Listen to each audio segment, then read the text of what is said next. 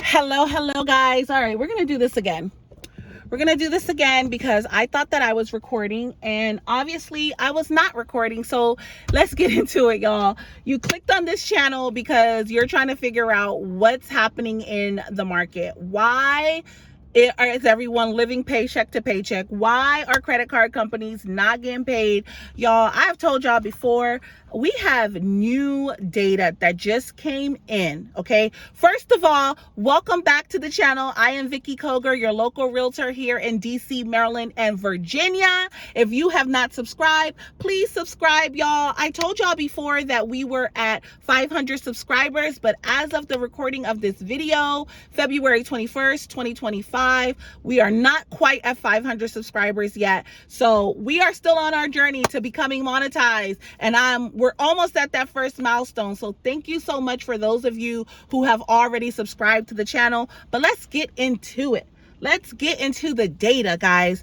So I'm going to read to you guys the latest data to let you know that if you have been struggling to pay your credit cards, to pay your mortgage, to pay your rent, you are not alone, all right? Americans' total credit card balance climbed to 1.21 trillion, an increase of 45 billion from the previous quarter. So this is as of the fourth quarter of 2024. We have not ended the first quarter of 2025, but I'm under the impression that the first quarter of 2025, we're probably going to see an even higher increase, guys. This surge represents a significant rise from 770 billion in the first quarter of 2021, making this a 57% increase in less than 4 years. What this data is telling us is that Americans as a whole are suffering from credit card debt, and we're just not able to pay our bills as we were before. Like, this inflation is very real, and I am just patiently waiting to see when the Make America Great part is going to kick in, because the first few weeks of this presidency has not shown us what the American people voted for, because I know that a lot of people that support the Trump administration voted for a better economy, and these stats don't represent Trump America, because these stats came from the fourth quarter of 2024. He was not the president yet. So we're going to see what the end of the first quarter of 2025 looks like, but I'm going to make a prediction and say that we are not going to see the results of Trump America until probably this summer, right? Probably not until the end of this year, to be exact, because if you could already see, these numbers are just wild. Inflation is just crazy. And now we're just watching federal workers all over the country, not just in DC, Maryland, and Virginia. We are watching federal workers everywhere lose their jobs. So I'm a little concerned. Y'all tell me in the comments below what your prediction is for our economy. Do you think that we are going to be this golden era and there's going to be money here for everyone? But with what I reported on Jerome Powell saying that mortgages are going to be a little bit tougher to get in certain parts of the country, banks are going to be bailing. And if this trend continues with people not paying their credit card debt, this all correlates to home loans, guys. I know that the people that watch my channel are not these type of people that are just not going to pay their bills, but the trend is showing that more and more Americans are borrowing money, whether it's credit cards or mortgages, and not paying them. So how much longer do we have before the banks just decide that they're not going to make these payments? They're not going to loan money anymore. They're not going to want to loan money anymore because people aren't paying. So I don't know. I don't know where we're going to go from here, but I do want to give you guys some tips.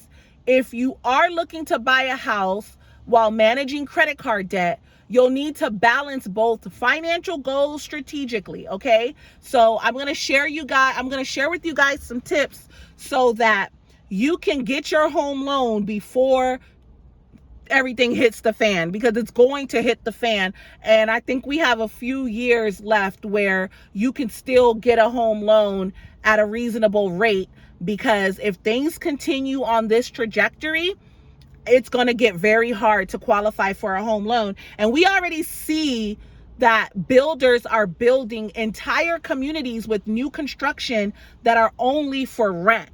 That is a sign that America is moving towards a rental country. They don't want you to own a home, but I am here to keep y'all on track so that you don't get tricked out your bag, okay? And I'm going to share these tips with you guys.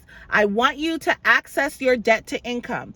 Don't just sit on the fence. Speak with the lender, find out if you qualify. We're going to have a little story time. I'm going to tell y'all what happened to me.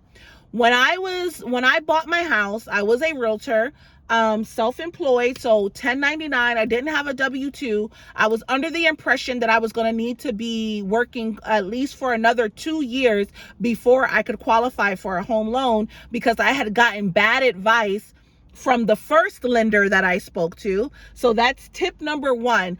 Just because you speak to one lender doesn't mean that that's the end all be all, right? You can have your credit pulled. I wouldn't do too many, but in my case, I had to go through 4 lenders before the 4th one gave me the approval. The first lender that I spoke to told me that I would need to show more income before they would approve me. Then I went to a new construction. The new construction company approved me, but gave me a 5-month plan on how to get my credit up higher. That's what I want y'all to get from a lender. I want y'all to work with the lender that is going to give you an action plan that they may say, hey, you can't buy a house today, but here, if you do these things, we will be able to give you a home loan. The reason why it works most of the times with new construction is because it takes time for your house to be built. In my case, my house was projected to be ready in 5 months. The plan that they gave me was going to make me to be fully approved with right before my house was done. So it was all working out beautifully, right? I went under contract with the new construction. The person that I was renting from told me that he had to sell the house that I was renting, right? So I was like, okay. He told me that 2 months into the contract with the new construction company. So I didn't really make a big fuss about it. I didn't want my landlord to evict me. My landlord had already been very good to me and my children. I was renting from him for 5 years. He never raised the rent on me. He worked with me if I was ever late on my rent. So I wasn't about to give my landlord any problems. I moved out of his house, got the carpet deep cleaned. I left everything as pristine as he gave the house to me. And I moved into an extended stay with my kids, right? And so this is where it gets a little funky. The story gets a little funky. So like I told y'all, I'm self-employed and my pre-approval looks a little different. When you are self-employed, you need to show 2 years of your taxes plus a profit and loss statement on the current year in which you're applying for the home loan. No problem. I had that. I had made $120,000 the previous 2 years consistently. So it showed that I was making that money consistently. And on the year 2019, I was on track to making $150,000. So I had an accountant. I paid my accountant $1,000 for that profit and loss statement. It could look differently if you're self-employed. I don't know. This was back in 2019. This is what I did, y'all. But I'm under contract with the new construction. I'm thinking everything is going well. Right when it came up for time for me to close on my home, y'all, the new construction company, the underwriting company, started to racially profile me. I was a single mom, a Black woman making over 6 figures. They could not believe that I was making the money that I was making. Not only were they questioning me, they were questioning my accountant, and they were also questioning my broker. My accountant is the one that stood on business for me and took care of what was happening by providing all of the documentation that they asked for, but he brought it to my attention and said, Vicky, you're being racially profiled by these underwriters. Of course, I wasn't about to stand for that. I wasn't about to buy a house and go into contract with the company that wasn't trusting me and my worth, right? And I remember the new construction rep, you know, because I guess the underwriter had gone through my bank statements. If you've ever been through underwriting, put it in the comments below all of the nonsense that could happen when you're going through underwriting, and they want to verify your income. They ask you for your bank statements. They want to verify every charge on your bank statement, y'all. I'm sharing this with y'all because if you're wanting to buy a house, the more you know, the better off you're going to be, so you don't go through what I went through. Anyways, I was going through so much. I treated myself, and I went to Versace and bought some shoes, bought some glasses. I think I bought some perfume. I don't know. The total was like $1,500. Mind you, I had $22,000 in my bank account. They told me that my cash to close was going to be $19,000. Okay. I already had other transactions in queue, which they knew about, that I was going to have even more money in my bank account prior to settlement. But because I was being racially profiled, the underwriter comes back and asked me, I'm a grown woman, asked me, did I really think it was necessary to go shopping at Versace when I'm under contract to buy a house? That was the straw that broke the camel's back for me, y'all. I canceled that contract. I did everything but tell those people where to go, okay? I canceled my contract because what you're not going to do, you're not going to play me. You're not going to play me. And remember how I tell y'all, miracles happen in motion. Miracles happen in motion. I stepped out on faith. I had already put down $5,000 as earnest money for that new construction. They were not trying to give me back my new construction. They denied it. They denied that they were racially profiling me. They said that if I backed out of the contract, I'm doing that on my own accord, and they don't owe me anything. Well, I wasn't finna go back and forth with you, because I had to stand on business, not only for myself, but every person of color that came after me. I had to let those people know that you're not finna play with us. You're not finna play with my hard work, and you're not finna play with my integrity. All right. Y'all keep y'all $5,000. That's how I stood, and I left. I canceled the contract, right? Okay. So now me and my kids are in this extended stay. We're still technically homeless, y'all. Miracles happen in motion. Follow the story. Look at that. That's the church bell. Miracles happen in motion, y'all. So we're gonna let the church bells play.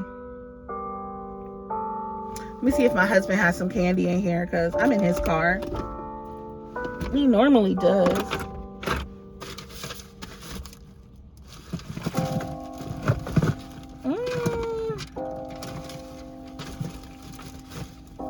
I guess he doesn't have any more candy in here. No, he doesn't. Okay, well, back to the story. So I canceled the contract because I had to stand on business. And now I had to find another lender that was going to approve me. So I reached out to another lender. They weren't trying to approve me for the same amount of money. At this point, I want a house that's $450,000 or more, because I was building a house of that statue, right? Found the fourth lender. He went into action. The second that I called him, he went into action. He actually got me a much better rate, a much better interest rate than the new construction. Then I found the house, went under contract on that house. The sellers of that house, for whatever reason, took a liking to me. They let me and my kids move into the house like 45 days before settlement, so that we wouldn't have to spend the holidays in a hotel. I moved into my house in October. It was October 28th, 2 days before Halloween. And if you know me and my kids celebrate every holiday, y'all. We moved into that house at settlement. Okay. I'm thinking that I was going to have to bring $19,000 to $20,000 cash to close, right? My lender last minute found a loan program that covered my entire down payment, with the exception of $4,000. The sellers of that house paid me my full 3% commission. This is how God works. Miracles happen in motion.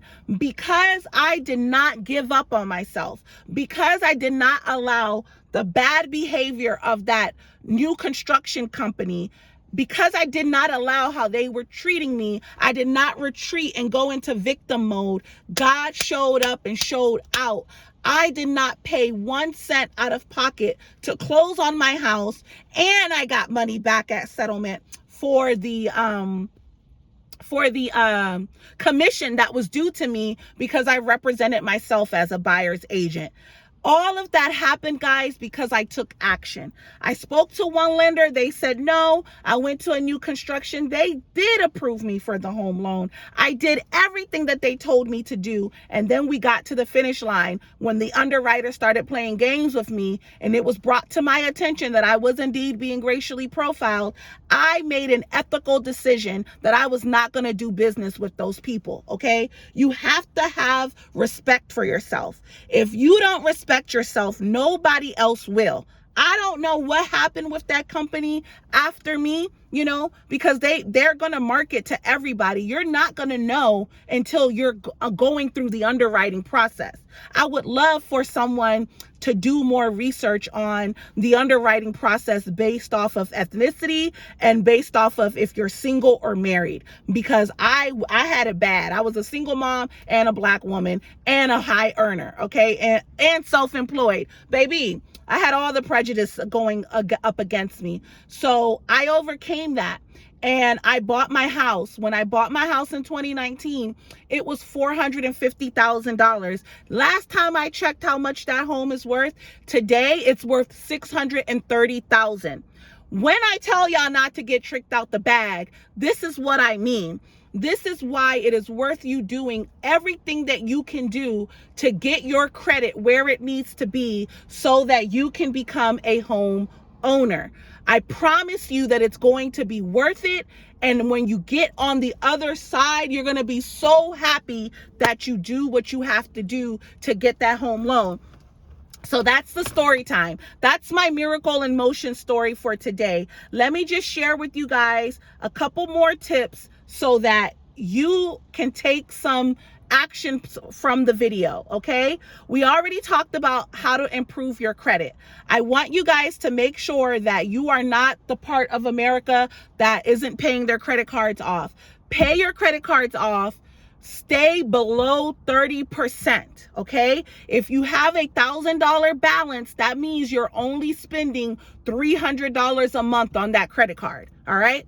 One way to stay under 30%, if you are, if you're having troubles bringing down the balance, what you can do is get added on to someone's credit card as an authorized user, a family member, a lover, someone that has good credit and is able to pay their credit card off every month so that that credit utilization looks very good.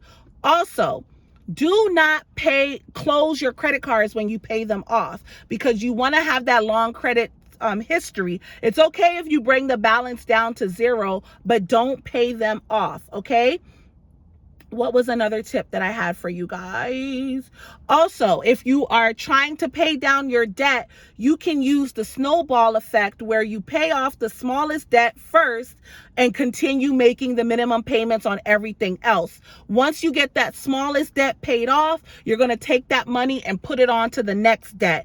And then you're going to start paying that one off. But you're still making your minimum payments on everything else so that your credit stays in good standing. Look up the snowball method or the avalanche method to paying down debt, all right? Stop using your credit card immediately.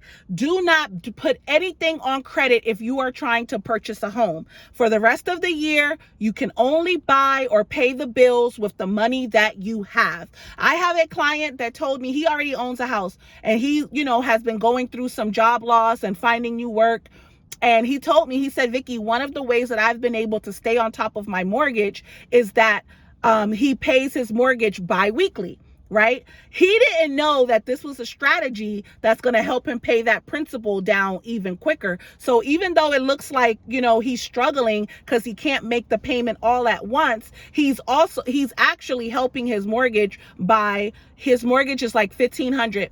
And he's paying $750 from one paycheck, $750 from the next paycheck. And he calls in the mortgage company and makes those bi-weekly payments. That's going to keep your credit, your mortgage payment on time. And that's also going to help your principal go down. If you are renting, you can negotiate this with your property manager or your landlord. So that way you can make sure you're paying your bills off on time, and then you have a little bit more money to work with throughout the month. So hopefully you don't have to use your credit cards, and you can get those balances down so that you can have a better debt to income ratio and get qualified for a home loan.